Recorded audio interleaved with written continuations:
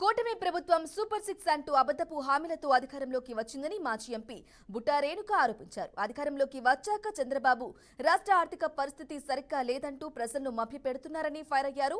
చంద్రబాబు అధికారంలోకి వచ్చిన 9 నెలల్లోనే 1,19 కోట్ల రూపాయల అప్పులు చేశారని, ఆ డబ్బును దేశానికి ఉపయోగించారో చెప్పాలని డిమాండ్ చేశారు. అప్పు చేసిన డబ్బుతో రాష్ట్రంలో సంక్షేమం లేదని, అభివృద్ధి లేదని రేణుక విమర్శించారు. అందరికీ నమస్కారం. రీసెంట్గా చంద్రబాబు నాయుడు గారు ప్రజలకు నీతి ఆయోగ్ గురించి, రాష్ట్రంలో ఉన్న అప్పుల గురించి వారికి ఎక్స్ప్లెయిన్ చేస్తూ ఒక ప్రెస్ మీట్ పెట్టడం జరిగింది. అందరికీ కూడా ఎక్స్ప్లెయిన్ చేయడం జరిగింది. వాస్తవాలు తెలుసుకోవాల్సిన అవసరం ప్రజలకు ఎంతైనా ఉంది.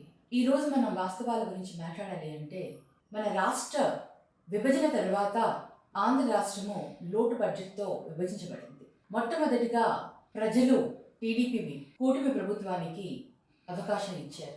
అప్పటికే 10 సంవత్సరాలుగా మనకు హక్కు ఉన్న హైదరాబాద్ని వదిలేసి విజయవాడకి రావడం జరిగింది.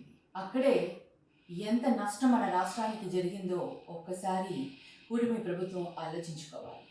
ఆ 10 సంవత్సరాలు మనకు ఆ హైదరాబాద్ నుంచి రావలసిన నిధులు కానివ్వండి, మన వాటా మనకి వచ్చి ఉంటే ఈరోజు మన రాష్ట్రం ఎంతో అభివృద్ధి దిశలో ముందుకు వెళ్ళి ఉండేది. కానీ హఠావుడిగా విజయవాడకు రావడం, అక్కడ మనకు తెలుసు మన రాష్ట్రంలో వైజాగ్ తప్ప ఏ ఒక్క సిటీ కూడా అంత డెవలప్ అయి లేదు అని.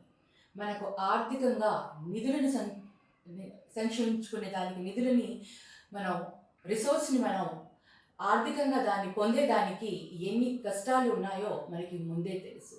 ఎక్కడ కూడా ప్రాపర్ ఇన్ఫ్రాస్ట్రక్చర్ లేదు, ఐటీ ఇండస్ట్రీస్ లేవు, రెవెన్యూ జనరేట్ చేసే మనకు రిసోర్సెస్ లేవని తెలిసి కూడా రాష్ట్రంలో ఏ విధంగా అప్పుడు ప్రభుత్వంలో రావడానికి ఆయన ఇచ్చిన హామీల గురించి ఒకసారి అందరూ కూడా ఆలోచించాలి. అందరికీ నమస్కారం. రీసెంట్గా చంద్రబాబు నాయుడు గారు ప్రజలకు నీతి ఆయోగ్ గురించి,